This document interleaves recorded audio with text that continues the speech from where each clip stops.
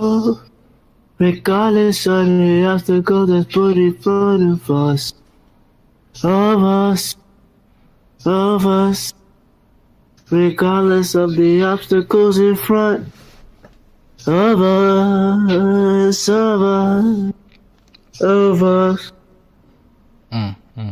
That was beautiful singing. Psych, that shit was trash. And on that note, what's up, guys?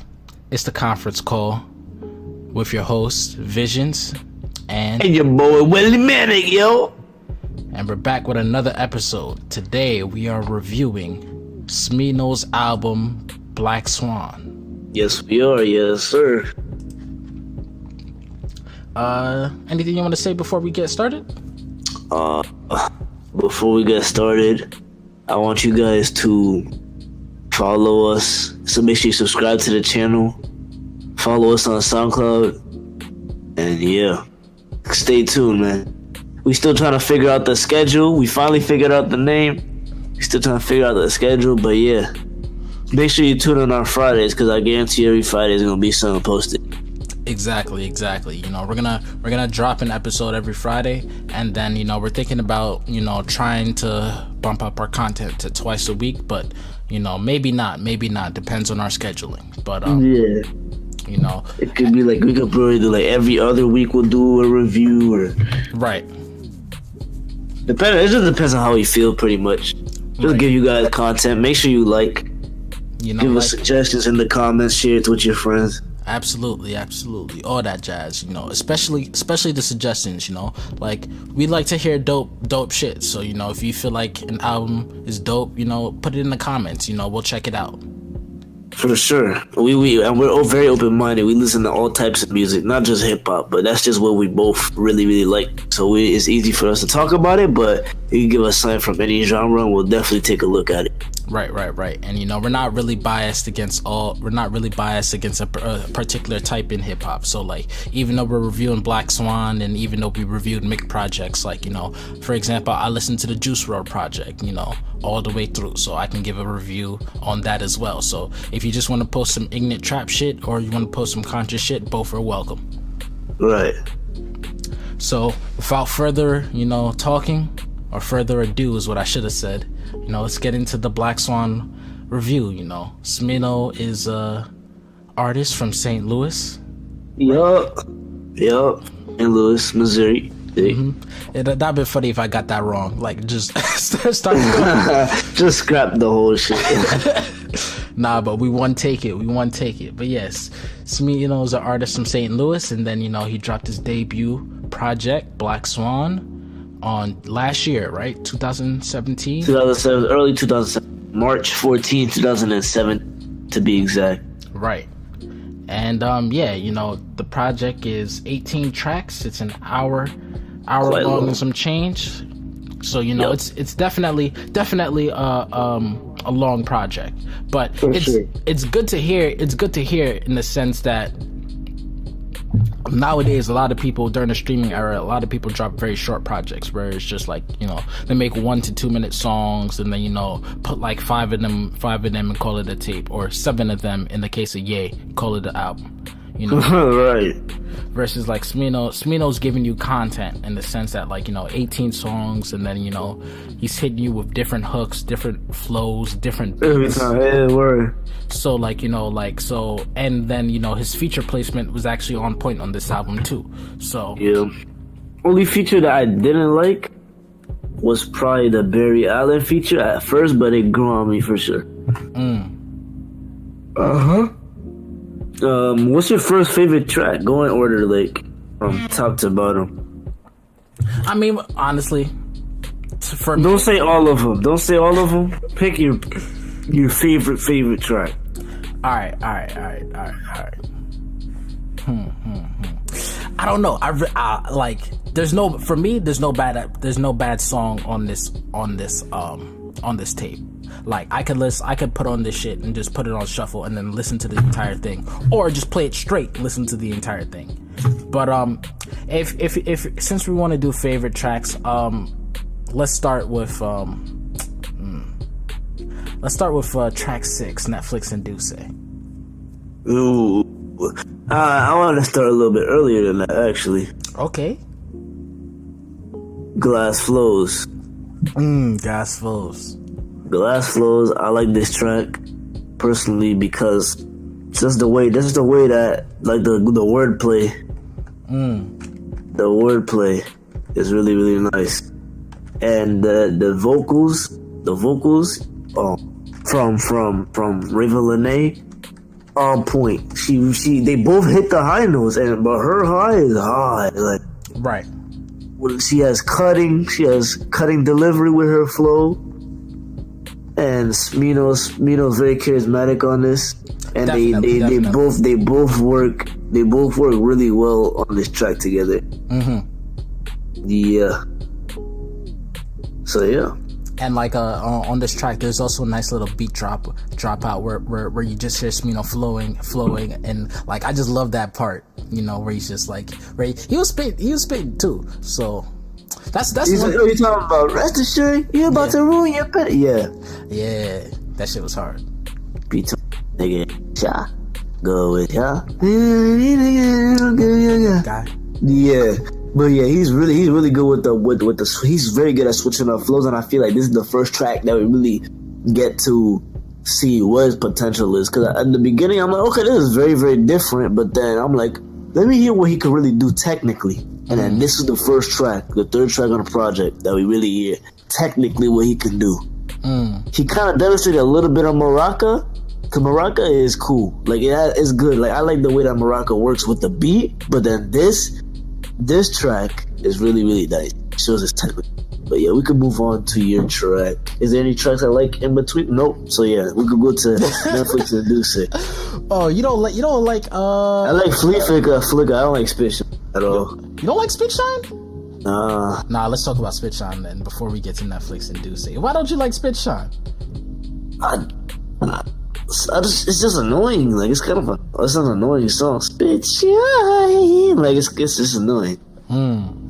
Like I like the wordplay. Like he has very good wordplay. Definitely. He's a good lyricist as well as a good singer. I feel like he's the first of his kind that's really like good at soulfully singing, not just with auto-tune, but like soulfully singing, and really good with like lyricism.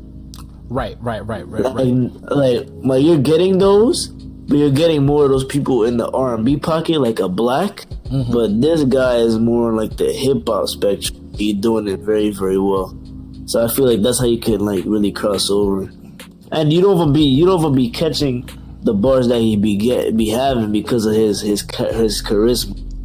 That's exactly what I was going to say. Yes, because how he delivers on the mic, it's like so infectious that you really don't focus deeply on the bar. You focus on like how it sounds as a whole, its melodies and stuff like that. But once you sit down and really listen to the bars, he will actually be spitting. Yeah, and I feel like that's really important. Like as a rapper, we're both rappers, both artists. Right. We could like take some notes from that for sure. Definitely. That like Smino is a perfect shining example that you don't have to compromise lyrics in terms of melody, that you can absolutely balance both. Yeah, I'm pretty sure he wasn't always good at rapping, because I know he was generally like good at singing, but I'm pretty sure his lyricism improved. So I'm just just keep practicing.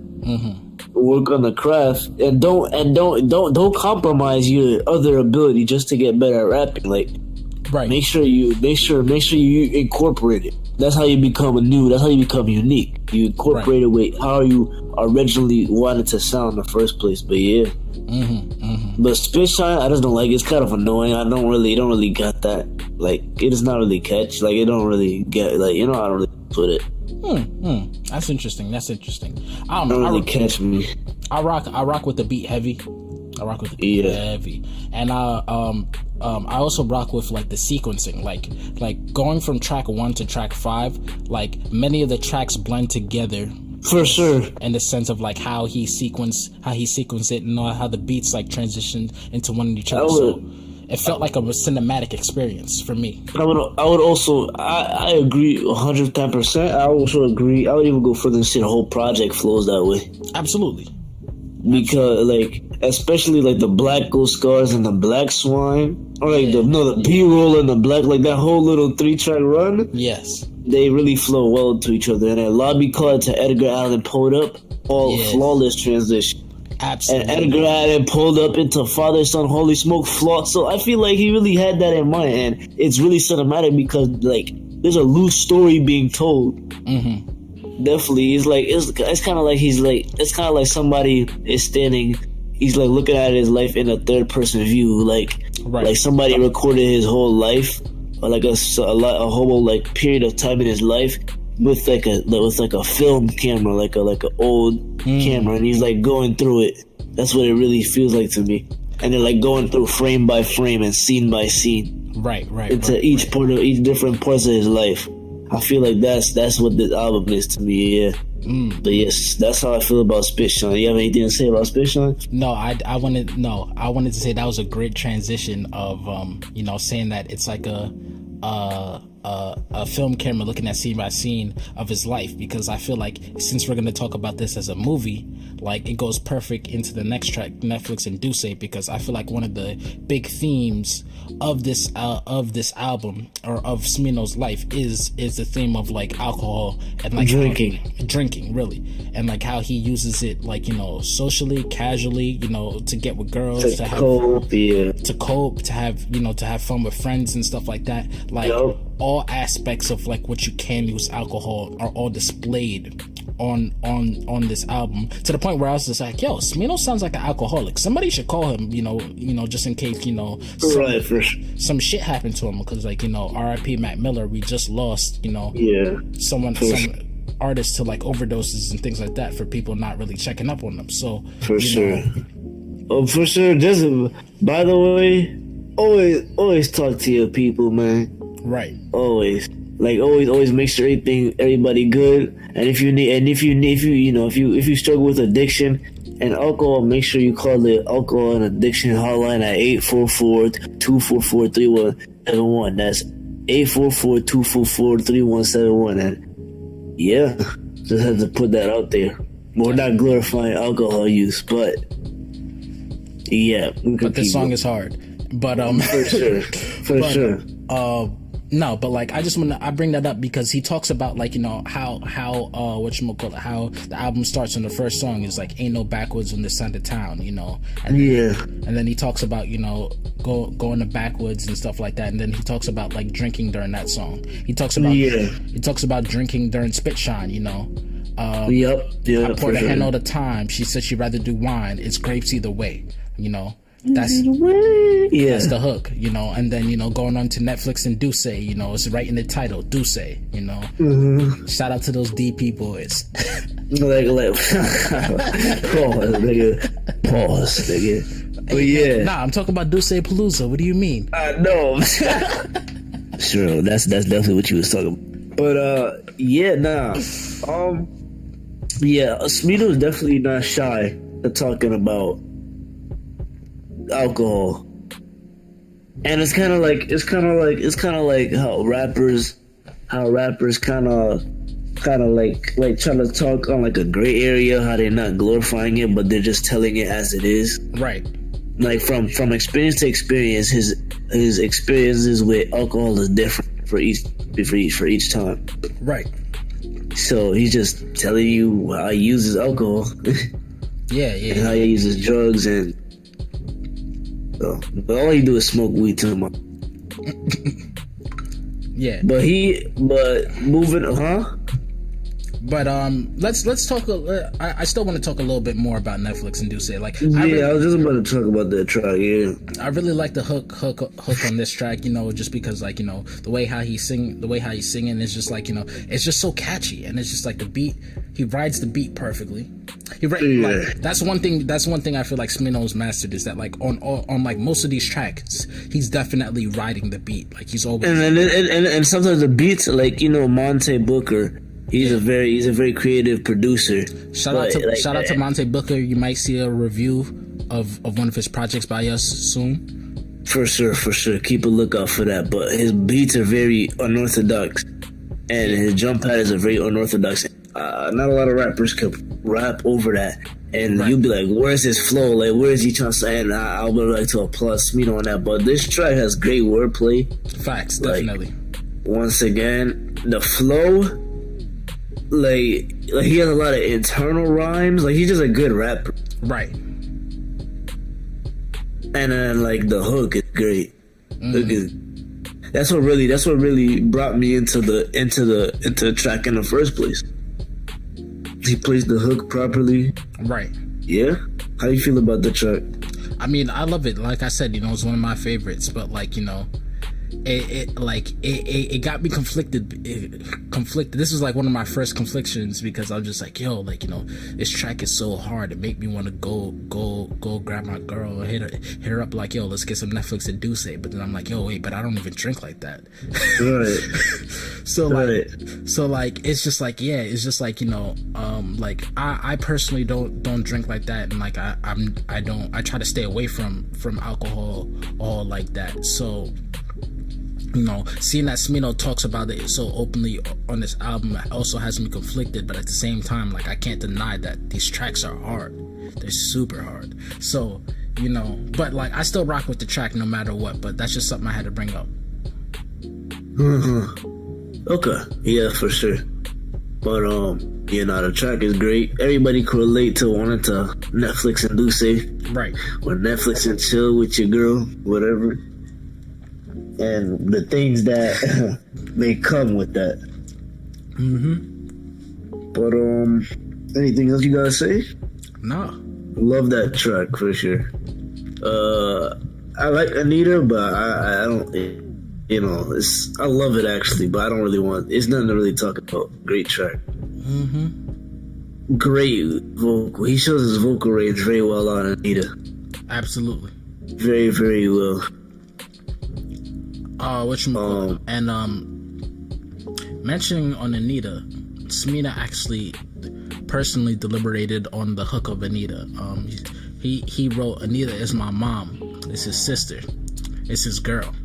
So Anita is every woman that has ever impacted him in his life. So like that's like what he means by the hook on Anita. So like he's not just referencing one girl, but referencing all the girls that he says like chocolate, right? Uplifting black sisters. Yeah. So. Yeah, just wanted to point that out since, you know, we're not really going to be talking about this track, you know, so much. But, you know, this is also a standout track, also produced by Monte Booker. So, you know, shout out to I'm pretty sure the album is executively produced by Monte Booker, so. Hey, that's something I should have known before we started the review. Haha. I mean, every track is produced by that nigga except like Father Son. But yeah. Next track, I love this track, bro.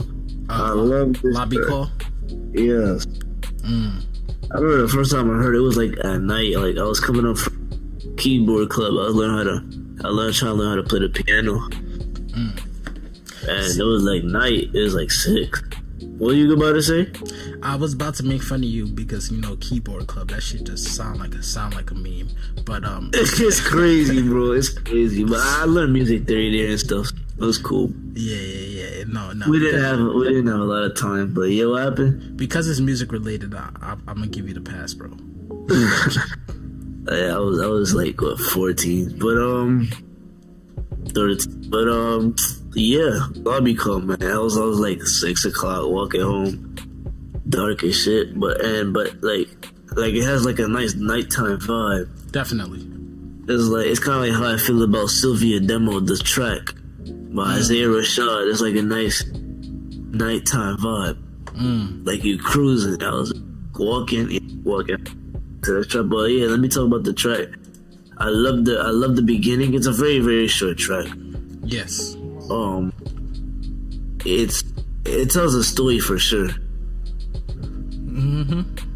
I love the beginning, short verse, and it's really like Pounce music. Like he even says, "Make that ass see take flight." So you already know he's trying to get. You already know he's trying to do. Right. He has great wordplay again on here. And I like this track I like this track just because like the timing, how long the track is. The track is like 2 minutes and something. It's like 2 minutes and 30. So like I feel like this is great coming up after like, you know, like some longer tracks. Like Netflix and Duce was 4 minutes long, you know, Anita was 4 minutes long. So then this is a nice little short break in pace. Like it almost feels like an interlude, but at the same time it's not an interlude because it still stands up as its own track and it's strong enough to stand up on its own. So like, and also keep going real quick. So just because of that, like, you know, this is a great like showcasing how you should sequence an album, you know, just like, you know, breaking up long stretches with, you know, a nice little short melodic, almost like interlude type thing. But, you know, Smino did it his own way in the sense that he made it a track that could stand up on its own. So shout out to him. And also back to the sequencing, I was also going to say, like it also kind of transitions us into a different mood on the project with the next tracks, a little darker sounding sound. Definitely. So yeah, I love this track. Love the flow. Love the vocal inflections. Love it. But yeah, I think that's it, right? Right. We should definitely talk about the next two tracks, Edgar Allen Poe'd Up and Father, Son, Holy Smoke, because I feel like these two tracks are definitely like the climax of the album, and they're right in the middle too. Like I feel like these three tracks definitely were like created together and with it together in mind, like as a package. Right. Definitely. Yeah. I love the next track. You could speak on this track. Edgar Allen Poe. Yeah, you know, this is the, you know, obviously, you know, I like the wordplay Edgar Allen Poe, but you know, instead of using Poe, he just Poe'd up. So, you know, a nice little reference to, you know, the poet, because, you know, Smino is definitely a poet, and then also, you know, back to referencing the drinking, because, you know, that's definitely a prevalent theme on the album. And you know, I just like the song, you know, like Smino has a great sounding voice on this sound, in the sense of like his singing and stuff like that. The beat is dope, and just like, you know, the hook is dope. So like, yeah, man, this is it. Yep. This is a track. This track is great. Like the pacing is nice. I like the wordplay in the title, and I also like the onomatopoeia, or however that is, with the hook where he says "my heart on my sleeve, ba-boom, kaboom." Like, he's vocalizing a sound. It's pretty interesting. Not a lot of people do that, and he does it with charm and charisma. Right. The mind actually spits a verse. I know. And it's crazy. But he can rap. And that's what I'm saying. That's just like, I forgot to even mention that. And the track has the mind. And the mind is just one of those people for me, like, you know, like I haven't heard a track with the mind that missed. Like, you know, every track that the mind is on is just like, yo, this is it. Right. And I also like how he hiccups throughout the track. Oh yeah. It keeps going. It goes with the 3-track theme of the lobby call, and the Edgar Allen, and then the Father, Son, Holy Smoke. Talking about drinking still, and using drugs to cope. Right. Which goes back to the darker theme of the album, is that, like, you know, we're kind of transitioning from using drugs to get girls to now using drugs to cope. Right. So, you know, I feel like this project starts happy and gets a little darker, and it kind of picks up again in spirits at the end. Yeah, but for the last hurrah. Right. Poof. Yeah, this project. But yeah, the Minds verse is cool, nice. I love it. But also the wordplay, man. The wordplay once again. Talk about it. Any lines that you want to highlight? Uber to the pussy, I'm ballin'. Gucci on my balls in the ball, man. No plan moving with no brain. Those 3 bars are hard, man. They all work together. Facts. And then the way Smino delivered it too, on point. Right.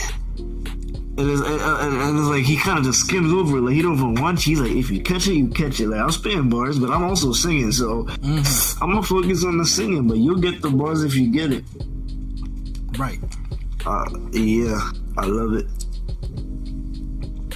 So yeah, I think we straight. I think we good. You can move on to my favorite track. Father, Son, Holy Smoke. Oh, that's your favorite track? Yeah, it is. Hey man. Good riddance. So should be coming on the top like some good riddance. Yeah. The flow that he used whatchamacallit, that he used to start this song, that was hard. So I was just like, oh shit, Smino spitting like that. When I first heard that, I was just like, yo, that's what's up. Like, you know, I'm here now. Like, right. Definitely tuned in to hear like whatchamacallit, like, you know, what he's about to do. Side note, this track was produced by them people who also, I think, executively produced Pieces of a Man, which we reviewed a couple of days ago. You should go check that out, by Mick Jenkins. So yeah, really, really cool. I love this track. You go ahead. Oh, I was just gonna mention, you know, like, you know, they clearly work with similar people, because The Mind also has worked with like many Chicago artists. I think The Mind is from Chicago. So, he is. Yep, he's from Chicago. So yeah, you know, so Smino, them people, The Mind, you know, Mick Jenkins. He's Saw work with Saw. They all worked. Saba worked together with The Mind and Mick. And No Name. Yeah, No Name. They all worked with those people, literally. And Mick has a song with Smino. Right. So, you know, just so that's interesting that, you know, that they're all these people are all in the same creative space, but like at the same time they all manage to release albums that don't sound similar to each other. They all have their own lane, they all have their own sound, and like they all have their own topics and subject matters, even though they all collaborate. It kind of reminds me of like the Wu-Tang motto of steel sharpens steel. Like they're all since they're all working together, you know, they're like, oh shit, this is not hard enough. You know, I heard Pieces of a Man. Oh, that shit was hard. So I gotta come out. You know, make sure I come out with my shit. Gotta be just as hard or even harder. So So, you know, like that's something that I feel like is missing in hip hop nowadays. So I'm happy to kind of see that with these guys. For sure. But But back to the track. Yeah, no, I love this track because of the flow, the beat. He writes the beat great, and he's saying a lot in this track. He's talking about more drug problems and more, just like a lot about the weed. Right. And he's talking about where he's from now a little bit. Definitely. Talking about police brutality. Like, he's talking about a lot on here. Right. And he could kind of break apart how the drugs have helped him in his life, how God has helped him in his life, and that's that kind of stuff. And I feel like that makes the track enjoyable listening. It kind of shows us like, damn, like it's more to Smino than just melodic verses. That like this is like one of the first tracks that, like, you know, like he's straight rapping mostly. Right. And then like his voice just sound like that. He not singing, his voice just sound like. Right. And then for a regular listener, this will be like the first time that you actually tune in and be like, yo, he really has bars and he's really like a top tier rapper, like, right. You know, versus people seeing him as like a top tier singer, you know. Like, not that like the previous songs didn't have bars, but they clearly weren't the focus. Like, you know, you got him for sure. But like, you know, it's still very clear, easily missable.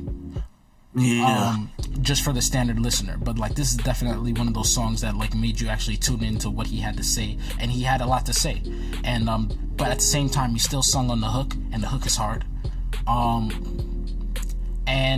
You know, he had a bridge to it, and I think, was he singing on the bridge? I think so. I also really like the arrangement of the song too. Definitely. And the beat switch, man, really like that gets like if you're drinking, I'm pretty sure you like you a little tear water would come out your eye. This is one of those tracks. We call those tequila tears. For sure.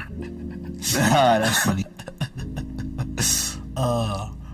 Yeah, you know, and shout out to Smino again. Wordplay on the title, Father, Son, Holy Smoke instead of Holy Ghost.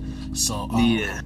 You know, as you can tell, like Smino definitely, you know, that's one thing that like, you know, that like I appreciate too, that, you know, the title of these songs is that like the song titles themselves are actually memorable. So like, yeah, that actually helps me as a listener remember the song. Be like, oh, I remember that song just by looking at the title. Like, you know, versus like, you know, some people call tracks like, you know, track A or, you know, some BS like, you know, Untitled 2, you know. Hey, we ain't selling no shots, Kendrick Lamar. But I mean, everyone knows I'm a stan of Kendrick Lamar. Right. But like, still, like, that's not a track title. Untitled 2, you know, it's just Untitled. Like, I appreciate that like, you know, like with this song titles, Smino actually demonstrated like thought. Like, he actually definitely put effort into how he named his songs. He put effort into honestly into the little details, into I feel like every single aspect of this album, from sequencing to track titles to his lyrics to how the beats sound, how they go into how the tracks go into each other. Every little minute detail was all planned for. So for sure. So like because of that, like as an artist, I appreciate it even more because I spot it. I notice all the little things. And it also kind of feels like chapters of a book. Like right. These could be chapters of a book. It feels very to polished. a certain extent. Yeah, it does. Yeah. That's what it is. That's why it feels like chapters of a book or like, you know, like scenes in a movie. It's because of all the polish. It's definitely a very thoroughly polished album to the point where it shines. Yeah, I'm pretty sure the budget was high for this project in terms of like the mixing, and he has a lot of friends, so too. That's what I'm saying. But he's signed too. Oh, he is signed. Who's he signed to? I don't know. I think. But yeah. You have anything else to say about that track? He said to Interscope, but okay. Yeah. That's rare. I'm just happy he's not signed to Def Jam. But I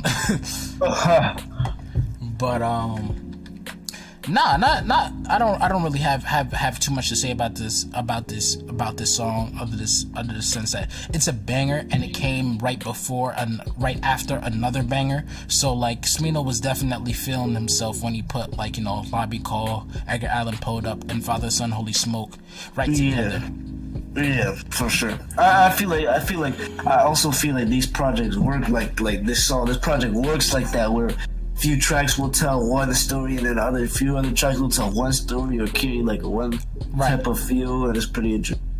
And I feel like again, it's very smart, you know, placement in the sense that like, you know, like because he put, you know, 3 bangers back to back to back, it helps us as listeners not lose engagement with the music just because it's like, oh shit, that was a fire song, oh shit, that was a fire song, oh shit, that was a fire song, and then you know we're halfway through the album, but like, you know, we still have that same excitement we had when we first put it on. So yeah. Yep. The next track, I feel like the next few tracks, he was like, let me just rap real quick. Like, he just put the beats on. He was just rapping. I like B-roll, but I don't like Blkswn. It was kind of long-winded for me. And the beat wasn't that interesting, so that's why. But I like he spazzed on those tracks. I don't feel like I really want to talk about them that much. You don't like Black Old Scars? No. Oh, I love this song. Oh, no wrong. Wait, still gone. I like the songs just because like for me he was definitely straight rapping on these tracks besides the hook for like Black Hole Scars and stuff like that. Like Smino definitely I just want to point that out, all the hooks on this album were all masterfully done, and I feel like Smino definitely knows how to do a hook like 100%. Yeah. I like B-roll a lot though. Mm-hmm. It's like it really picks me up. Like after I'm depressed, after the Father, Son, Holy Smoke, it really picks me up. That yeah, like it really picks me up. I'm like, oh my god, and it was best for me. He sound like he really coming at next on that track. Right. So Black Hole Scars sounds, it's like he's rapping, but he's just rapping. But like it sounds like a little bit more low key, like right. But they flow beautifully into each other. Absolutely. I guess I like Black Hole Scars more so because that's more so my pocket, where like, you know, more rapidy rap, and then like more so like also subtle bars. Like I don't need to be in your face, or I don't need to be like hyper aggressive delivery wise, like Busta Rhymes or some shit like that, or Tekashi. You know, I could just be like, you know, laid back and then just rapping. You're the only nigga that calls him Tekashi, by the way. But yeah, keep going. Yeah, I honestly prefer. Tekashi is a way cooler name than 6ix9ine. And but Tekashi is for people that watch anime. Yeah. He's I mean, like, hey man, shout out to Kakashi too. You know. Kakashi, oh my! And then isn't that nigga though? Wasn't he the Hokage for like 2 years? No, spoilers. The Hokage for a short amount of time. No, spoilers. You know, if you haven't finished Naruto, you know, Kakashi became the 6th Hokage and had a reign for a good amount of time. I think Naruto became the Hokage. Naruto became the 7th Hokage, but you gotta. Yeah, I'm saying. But after Tsunade, it was Kakashi, and like when he like after the war, right? But Kakashi was a Hokage. But like that's the thing, is that like once you're made Hokage, even if you step down, you're still Hokage. Like you're right. You're just not active. It's like one of those jobs that you have literally until you die. And Kakashi didn't die yet. Yeah, I feel you. Like Sasuke could be Hokage, but do you like Boruto? Or do you read it? No, I read it. Okay. Well, yeah, Sasuke could be. He does a lot of work. Yeah, man. I mean, he does a lot of work. Sasuke is one of my favorite characters, but like, he's also one of the strongest. But that has nothing to do with this review. That's crazy, yeah, for sure. You know, I don't want to get stuck on that topic for too long. Yeah, because we could spend literally hours on that bit. Facts. But yeah, we talked about B-roll, Black Hole Scars, Blkswn. I love the track. A nice little slow jam. Mm-hmm. And it's also the title track of the album. I'm interested in how come that's the title track.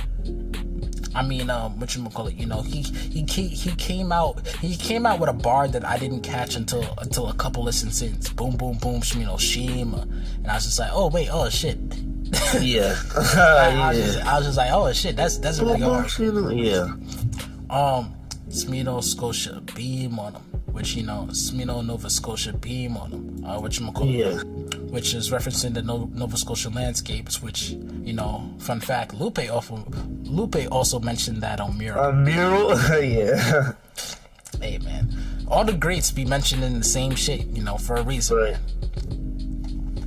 But I feel like this could be the title track, not more so not more so lyrics wise, but more so like I feel like this track embodies everything that Blkswn embodies. Like I feel like he made this track and then was like, okay, this is like the idea of Blkswn, in the sense that like good hooks, good a lot of singing, great hooks, great beats, and then rapping too.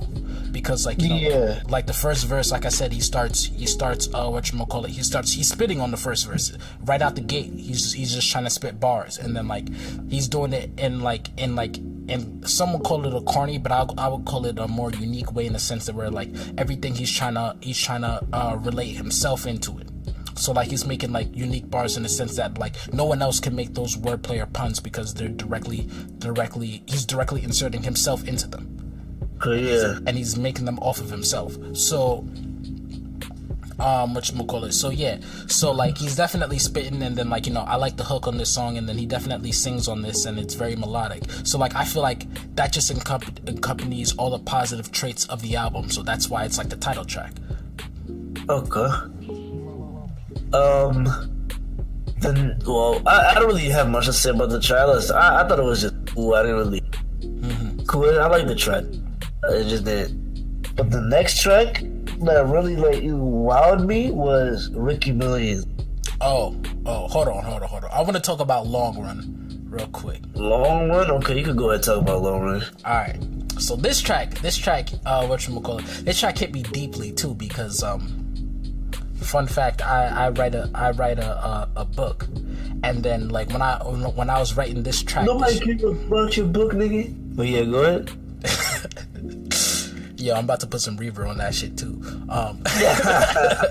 But I was writing a book, and then as I was writing one of the arcs. The second verse for this Long Run perfectly accompanies the feeling that I wanted the main character to have. So like that, this track stood out to me on that, and like I just love the singing that Via Rose did. Like, you know, her singing was on point, and then just, you know, it just felt infectious to me. Just, you know, just like after that I couldn't get it out of my head, and like this track very very much inspired me, not in the terms of rapping, but in terms of writing my book and like my characters. This track was a very heavy inspiration to me in that sense. So I gotta shout out, you know, thank you Smino for Long Run. This track is fire. Alright. So yeah, now we can get to Ricky Millions, right? I love this track. Yeah, Ricky Millions. I love this track. Probably my second or third track.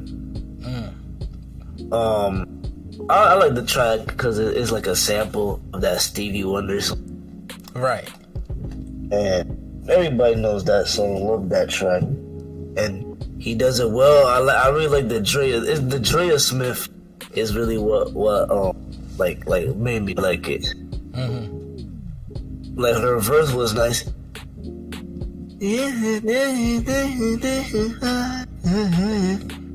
What I be wrong. What I be wrong. Yeah, I love that so much. And that's how you know we really rock with this album, in the sense that, like, you know, we could just be just, you know, we know the melodies now just because we played them so much, like. Yeah, right, for sure. Like we actually sing this shit, like, you know, like. So that's how you know that, like, our love and our appreciation for this album is actually genuine. And also Smino, I also appreciate Smino a lot because he gave me. Because I sing too. I sing now, at least. And he really gave me like a little bit of idea of like how I could approach that. So yeah. And incorporate it into my raps. Along with Ishtar, who's been inspiring me lately. But yeah. Hey, check out the review for Ishtar coming soon, like the new year. For sure. Coming out soon for sure. Probably like in a couple weeks or so. But yeah, I love this track. I don't know. I just like the track. Good wordplay once again. You want to highlight any specific bars? He said, it's not really wordplay, but it was pretty impactful. He said, since Ferguson days on Castro, I knew what the black on my back hold. So yeah, she pretty much just talking about, where when they were like the Black Lives Matter movement, right? In Ferguson, yeah, because he's from Missouri, and that was, you know, so he like Ferguson is near what's over there, so right, that's like his backyard, almost. Right, yeah. So he's like that impacted him closely. Facts. You know, shout out to the next line too. Snakes big, grass low. I feel him. Right. That's crazy, yeah, for sure. So yeah, and then yeah, I like this track too. I definitely like the features on the album. Like, many of the features weren't really rapping features; they're more singing features. Yeah. and I feel like they definitely helped contribute to like the whole melodic vibe and feel of the album. And I feel like that was like one of the things that Smino worked very hard on. Him especially with working with Monte Booker to executive produce this entire album to keep the vibe and the feel the same, but at the same time varying it up with all these different singing features and his own singing, how he varies different track to track, working with different melodies and different hooks, how he's half singing on some tracks to full singing on others to mostly rapping on others, like, you know, so that even though it all sounds the same, it's all still very varied. Right. So like he has a sound for sure. Definitely. And then I feel like this album just showcased and highlighted that, yo, this is my sound, you know. I feel like Amphetamine should have been the title track in my opinion. Cause that really shows me. They both show me, but this really shows me like what she really gonna be getting from this project. And Amphetamine is my favorite track. It's really two songs. It's really split up into part one, which is Amphetamine, and then part two, which he calls Crash Course. Both spelled with K's. So Crash with a K and Course with a K. Right. Why that's important? I don't know. Yeah. But it also comes to his personality, like stuff like when he uses Flea Flicker instead of Flea Flicker. Yeah, that gives an insight into his personality. But yeah, go ahead. And I also, you know, speaking about that, I feel like that's also another part of Smino's rapping style is that he uses a lot of alliteration. So like, you know, and then but like the thing about it is that how he uses it when he's singing. So like it's very very subtle and not as easy to catch as like, you know, a Mick Jenkins' P's and Q's, for example. Yeah, for sure. So different ways of using the same technique, but you know both are still valid and both show a different level of skill than, you know, an average rapper would have. I love the first part of the track way more than the second part, just because of that little choir sounding thing. It really made it sounded beautiful the way you like say it, and it's really nice. I like that.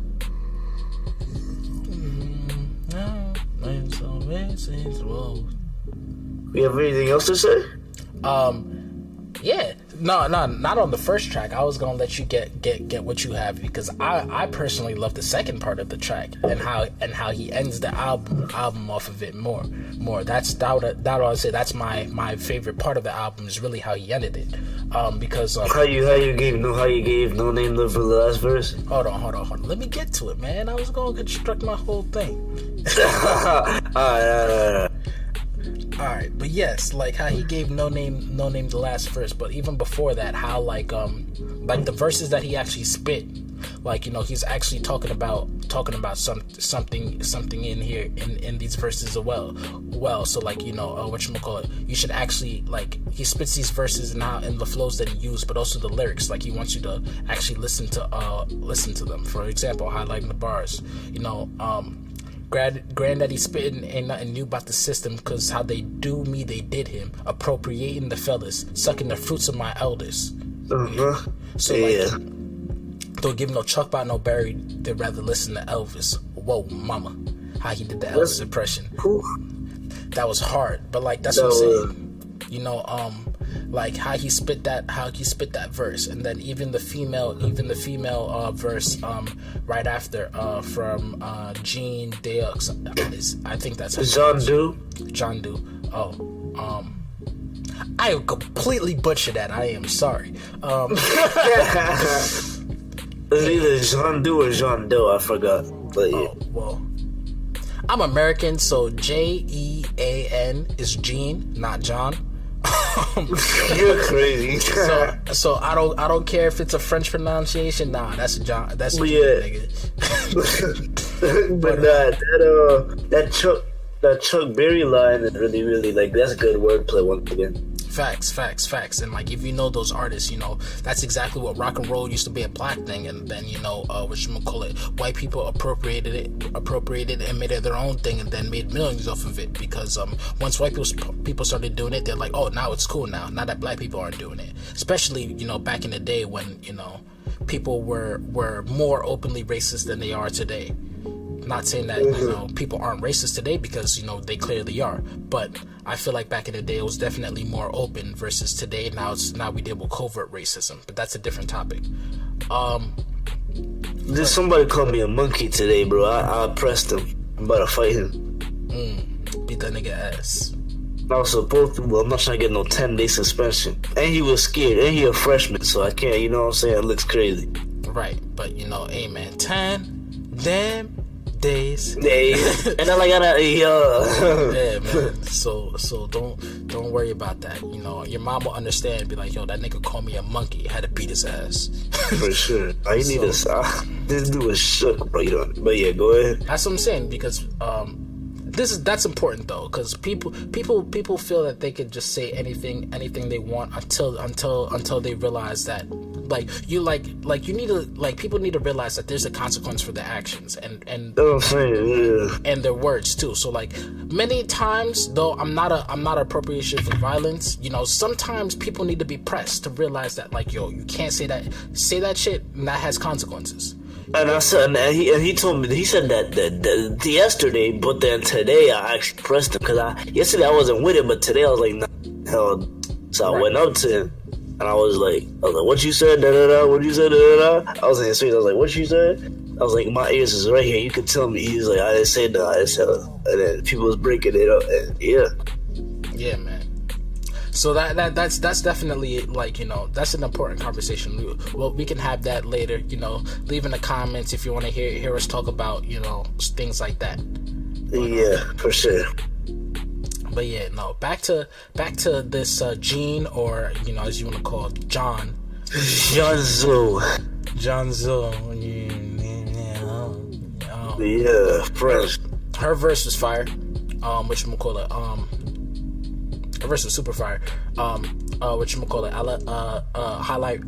Highlight bars from her was she was like, duality is the key, you see, that I'm seeing, you seeing me, now we seeing equally. I know I just butchered that, but I found it very interesting how she brought up duality in her verse, and about and just the concept of duality. And to the point where I made my own track about that. So you should, if you're listening to this, you should go listen to my track. It's called Balance. I speak upon that, and that track was directly inspired by those bars in this song. So, And if you want to hear it, also go check that out. But if you want to also hear a project with the whole theme of duality, you can go check out the Underachievers project. Yes. So duality, the art, Evermore, the art of duality. Go check that out by the Underachievers. But yeah, or even go check out my project, Sunny Days, Cold Nights. Go check that out for sure. That's also a very, very good, well done project on duality. I was surprised, but yeah, Sunny Days, Cold Nights, great project. My vision. But yeah, and then just moving on, how he keeps how the beat switches up, and then he goes into bars about heaven. I piped them busted in heaven and got to leaking out blessings, reaching my hands up to grab it. How the beat switched up. He had oohs and ahs and real holy choir in the background. And then boom, drops into No Names verse, and she starts it off, sunny metropolis. So we in heaven now. Whatchamacallit, and then she starts speaking about speaking about Lady Optimist, and opening up for Lauryn Hill, and all that stuff, and just things about that. And then she even says, I was born in all black, how could God denounce this? Highlight bars from No Name. She says, thank you, Jesus. So gotta shout out to those verses and things like that. And just she said, thank you, Jesus, whoever you are. So that caught me off guard when I first heard it. How did you interpret that? I don't think she really meant it in no way. I think she's just speaking generally. Nah, she definitely like that was like they're all these people are tacticians with what they say. Everything they say has a purpose to me. So like when she first said whoever you are, it got me thinking about like, you know, like is she referring to like our understanding of Jesus, and like is she rejecting like our current understanding of Jesus in the sense that I think she's more just accepting. Like she says, "Thank you, Jesus, whoever you are." She doesn't care who. She just accepts the values and what Jesus stands for. Exactly, but I say the values of what Jesus stands for versus than the image that people try to portray him, because, you know, for sure, yeah. As many of you guys know, like the Catholic Church portrays Jesus as a white man, versus like in the Bible how they speak of him as having skin of bronze and hair like wool. So, you know, either a black or Middle Eastern, depending on, you know, however you want to look at it. So I kind of got to thinking about that, like, you know, when I first heard that, "Thank you, Jesus, whoever you are," more so in the sense that, like, you know, like it doesn't matter like how you're depicted, you're still Jesus. So thank you, you know. Yeah, for sure. Or, you know, or it could even be more something even deeper than that. It could be like, you know, saying that Jesus is like, you know, is part of all of us. So, you know, so Jesus could be any one of us. So you know, somebody could be Jesus today or represent like his values today. Someone else could represent him more perfectly tomorrow, you know. So right. So she could just be saying, you know, thank you to, you know, that kind of idea. But, you know, those are the things that you have to take. You have to read into on your own, and then take what you get out of it. Yeah, because words have many meanings. Exactly. So and I found that very interesting, that, like, you know, that number one, she ended her verse on that, and then number two, Smino ends the album on that verse. So she ends the verse on "Thank you, Jesus, whoever you are," and that's it for the album. So Smino gives the mic off to close his experience on his life to someone else. Was very bold and telling, considering that, like, he meticulously crafted this entire ride all the way through for you to get to the last stretch. He just passes it off to someone else. I thought that was a very bold move by Smino. And then for No Name to end the album off of "Thank You, Jesus," you know, that's not something that you hear on a rap album usually. Like, people don't really talk about religion so boldly in rap anymore. People will talk about it in the metaphorical sense, but like, people don't really be like, you know, "Thank you, Jesus." You know, people don't say it simply in rap.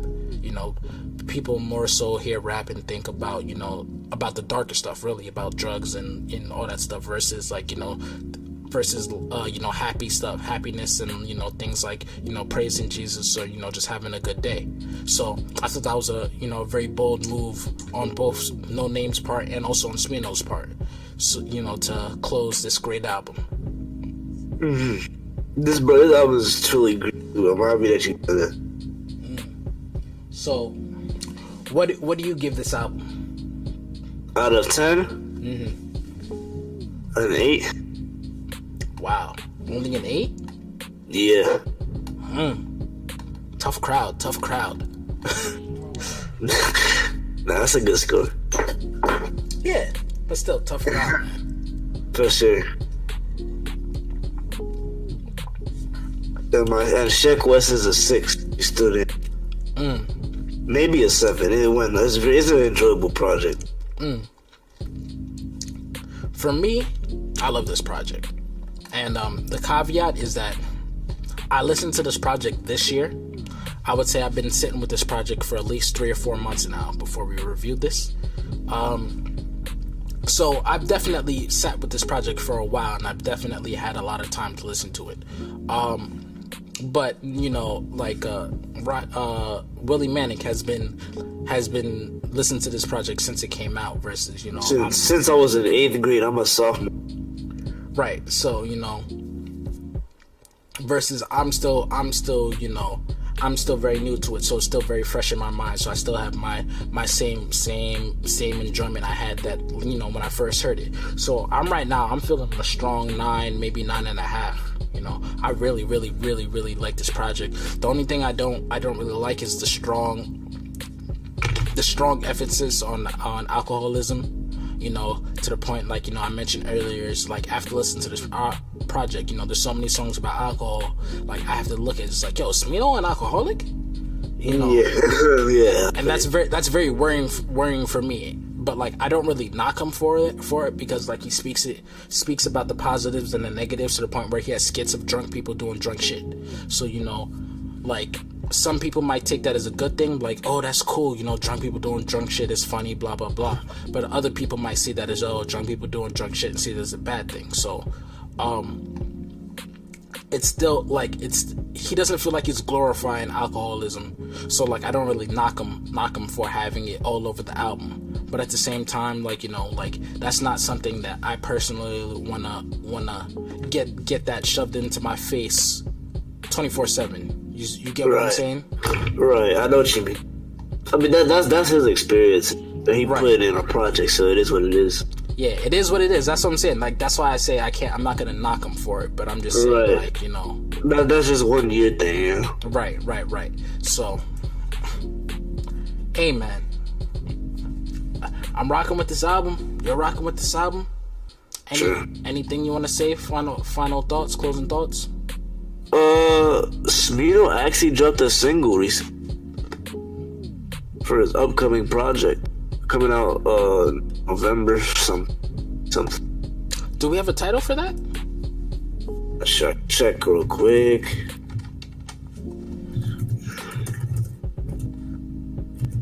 But did you listen to it? Yes, I did. How you feel about it? I like it. It's cool. I don't think, personally, I don't think it's as crazy as, for example, like the stuff that he did with, the stuff that he did on this album. I don't think it's, like, you know, as crazy as, like, you know, it's called Smino Noir.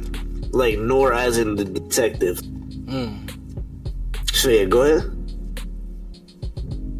I don't think it's like as crazy as whatchamacallit, as the things that he did on this album, you know. But I do think it's still, like, you know, like, whatchamacallit, it's still a good song, like, you know. But I prefer the vibe and bops of like Blkswn versus, you know, that song. But I'm still excited to hear what he's gonna do with his new project. Like, after Blkswn, I'm a fan. So, you know, for sure.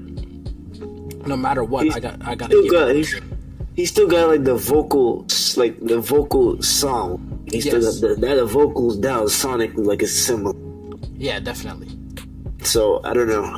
The beat is cool. Like, this is a cool. This is a cool track. I'm not over the top excited. Like, I could have waited another year. Yeah, I could have waited another year. Definitely. Blkswn is a lot of content. Definitely. So I could have waited another year. But I could see him wanting to with this album, wanting to jumpstart his career and then, like, you know, step into a new level. I feel you. But yeah, you know, like, speaking of the single, yeah, you know, I would say the singles to me is like a 7. You know, this is a cool single track. is about the same. It's a cool track. Yeah, it's a cool track, you know. Sure. But like, you got anything else to say? No. Alright, man. Make sure you follow us on all social media. Follow me on everything at Willie Manic. WILIEMANIC on everything. All together. You have anything to say, Visions? Yeah, you know, follow me on SoundCloud. You can follow me on Instagram, you know, on I'm SoundCloud at Visions, you know, one Vision, except I spell Vision with a Z, so, you know that. If you don't know how to spell Vision, man, I feel sorry for you. VIZION Z. Visions, plural. Yeah, I said that. Oh. The mic cut off on the last Z. But my fault. Nah, you good. But yeah, besides that, it's been I'm cool. And this has been the conference call. All right, guys. And I am now leaving the call. All right, deuces.